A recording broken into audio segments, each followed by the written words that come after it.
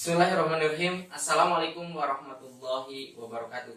Bertemu lagi dengan saya Erik Suwandana di Siloka Channel. Terima kasih telah berkunjung di Siloka Channel.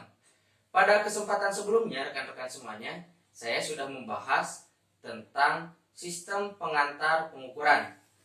Yang sebelumnya juga sudah saya singgung tentang sensor dan transducer. Nah, pada pertemuan kali ini, sesi kedua ini, saya akan mencoba untuk membahas lebih jauh tentang sensor dan transducer. Ya, akan dua sesi. Yang pertama sesi sensor dan transducer. Yang pertama akan saya bahas tentang sensor. Ya, ada definisinya, ada juga klasifikasinya. Ya, definisi dari sensor itu sendiri adalah sensor adalah sebuah alat yang berfungsi untuk mendeteksi gejala-gejala atau sinyal-sinyal perubahan energi, ya, adanya perubahan energi. Itu yang dimaksud dengan sensor. Ya. Dalam hal pengukuran itu sendiri, sensor tentunya adalah sebuah komponen yang berhubungan langsung, ya, dengan sebuah variabel yang selanjutnya dia akan menghasilkan sebuah keluaran. Ya, keluaran itu sendiri yang akan diolah oleh sistem pengukuran yang lain sehingga menghasilkan sebuah nilai dari variabel tersebut. Maka dari itu, sensor merupakan sebuah komponen yang sangat penting bagi alat pengukuran, terutama di pengukuran yang bersifat instrumen. Ya, itu yang dimaksud dengan sensor. Saya tulis saja adalah pendeteksi lah ya. Pendeteksi sinyal tadi, ya, pendeteksi sinyal yang berupa adanya perubahan sebuah energi. Energi itu sendiri bisa energi cahaya, bisa energi panas, energi gerak, dan lain sebagainya. Itu juga ada sensor-sensor yang lain. Ya, nah, klasifikasinya sensor itu dibagi menjadi dua. Yang pertama adalah sensor menurut penggunaannya. Ya. Sensor menurut penggunaan juga dibagi lagi menjadi tiga. Yang pertama adalah sensor thermal. Sensor thermal adalah sensor pendeteksi panas atau pendeteksi suhu maupun temperatur. Ya. Contohnya misalkan termokapel.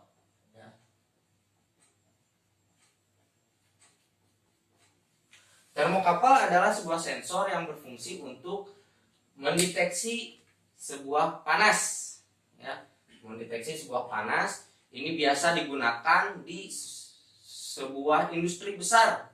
Ya, karena kemampuan dari termokapel ini dia bisa sampai ke ribuan derajat.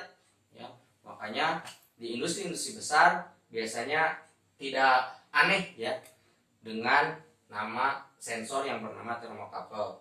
Ya, selanjutnya juga ada yang namanya RTD, ya, terus termistor misalnya, dan lain-lain lah ya. Banyak lagi sensor-sensor yang tentang pendeteksi thermal. Ya. Selanjutnya yang menurut penggunaan adalah sensor mekanis. Ya, sensor yang berfungsi untuk mendetek adanya perubahan mekanis, ya, perubahan pergerakan, terus perubahan objek, perubahan level misalnya, perubahan yang ada menjadi tidak ada misalnya. Salah satu contohnya adalah proximity ya, sensor yang mendeteksi keberadaan suatu benda, atau misalnya load cell, ada load cell dan strain gauge ya. Sensor yang mendeteksi sebuah tekanan, misal biasanya adanya di sebuah timbangan ya. Sebuah timbangan, misal tekanannya berapa, nanti keluaran nilainya menjadi sebuah variabel nilai, misal berat berapa dan sebagainya. Ya. Selanjutnya adalah sensor optik. Sensor optik ini adalah sensor yang berfungsi mendeteksi perubahan cahaya. ya. Kalau misalnya di aplikasi kita tahu ada sensor LDR nih. Ya. LDR ini bukan hubungan jarak jauh ya, tapi singkatannya adalah Light Dependent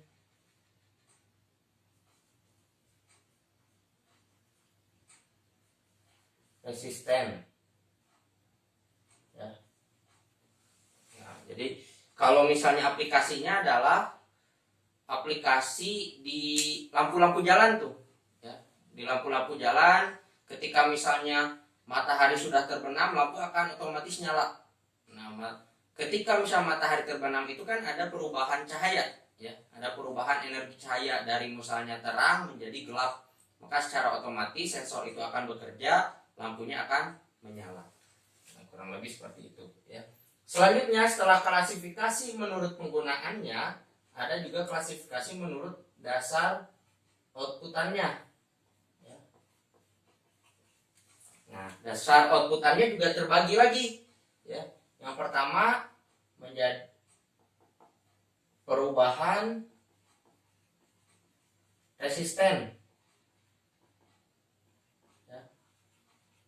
Mana yang maksudnya adalah sensor ini yang besarannya, keluarannya merupakan perubahan resisten. Ya. Contoh sensornya tadi ya, RTD misalnya sama, dan juga strain gauge misalnya ya, contohnya. Nah, selanjutnya yang masih klasifikasi outputan, yang pertama adalah perubahan resistensi, yang kedua adalah perubahan induktansi. Ya. Nah, perubahan induktansi ini adalah yang keluarannya merupakan perubahan induktansi. Contohnya apa? Ini contohnya. Contohnya adalah transducer. Nah, transducer itu sendiri apa sih? Nah, akan kita bahas sekarang ya. Nah, ada dua juga saya akan membahas tentang definisi dan klasifikasinya. Ya. Kalau definisinya adalah transducer adalah alat ya, alat yang bila digerakkan oleh sebuah energi, dia akan dikelola lagi untuk menjadi sebuah energi lagi, bisa energi yang sama atau misalnya berbeda energi. Alat yang bila digerakkan oleh sebuah energi ya, akan menyalurkan sebuah energi yang sama ataupun berbeda. Nah, jadi transducer itu kalau misalnya ada istilah lain seperti konverter energi, ya, dia sebagai sebuah alat yang bisa merubah dari suatu energi ke energi yang lainnya, ya, baik itu energi yang sama maupun energi yang berbeda. Ya, kalau misalnya lebih jelas lagi kita lihat ke klasifikasinya. Ya. Diagram sederhananya adalah misalkan transducer ada input ya. Saya buatkan dulu diagramnya ya. Proses dan transducer output. Nah, ini ya. Ada transducer input, ada transducer output ya. Kita bahas dulu yang transducer input. Transducer input itu adalah transducer yang perubahan energinya dia dari perubahan fisik ke perubahan ke sinyal listrik ya. Perubahan energi fisik itu bisa energi cahaya, energi panas, energi suara ya. Contohnya adalah dalam kehidupan sehari-hari lah ya. Dalam kehidupan sehari-hari itu adalah mikrofon ya, alat untuk bernyanyi.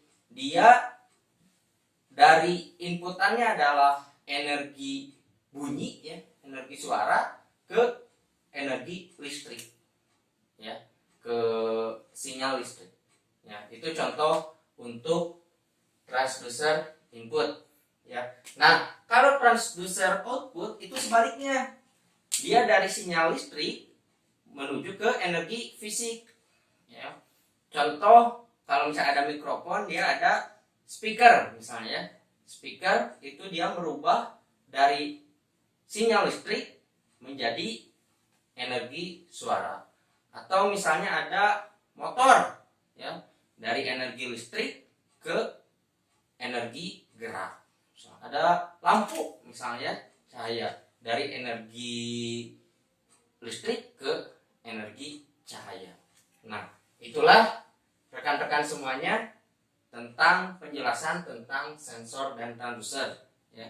Sensor dan transducer ini adalah sebuah komponen yang dasar tapi merupakan komponen yang penting bagi sebuah sistem instrumen. Ya.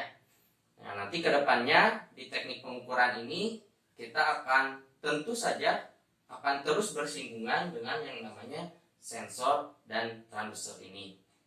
Itu saja yang bisa saya jelaskan. Mudah-mudahan bermanfaat bagi rekan-rekan semuanya. Terima kasih telah berkunjung di Siloka Channel. Assalamualaikum warahmatullahi wabarakatuh.